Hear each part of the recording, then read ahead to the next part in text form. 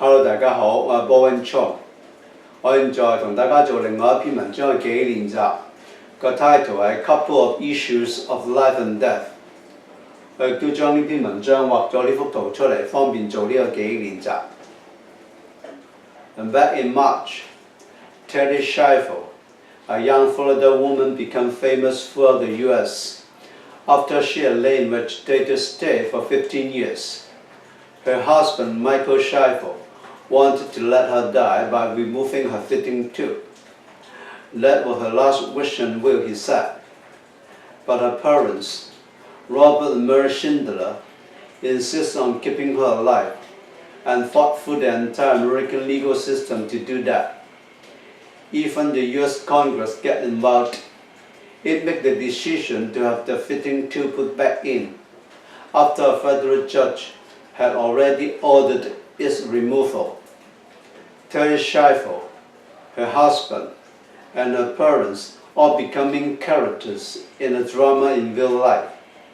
Their struggle over Terry's life and death generated so much publicity in the media that almost every day and night their names were mentioned on national television news and in the national newspaper. Finally, the fitting was discontinued and Terry starved to death.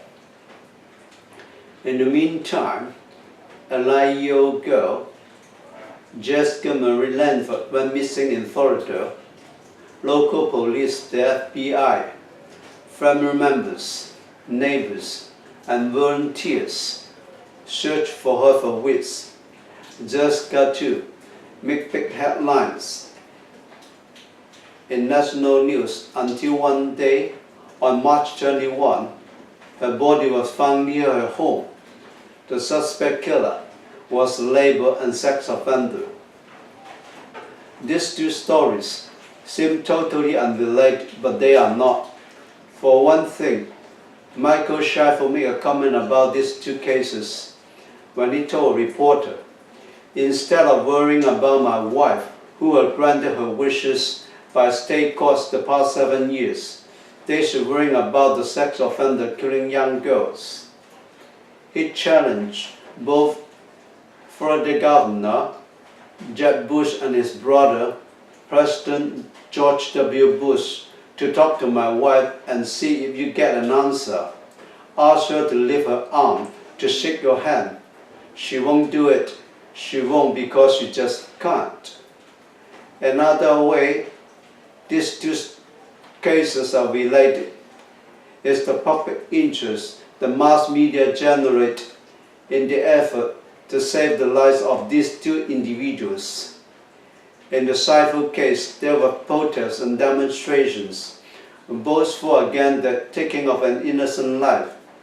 In the case of Jessica, the entire Christian community was mobilized in prayers for her and her families. Both cases reflect larger issues in America, the right to die and the crimes of sex offenders.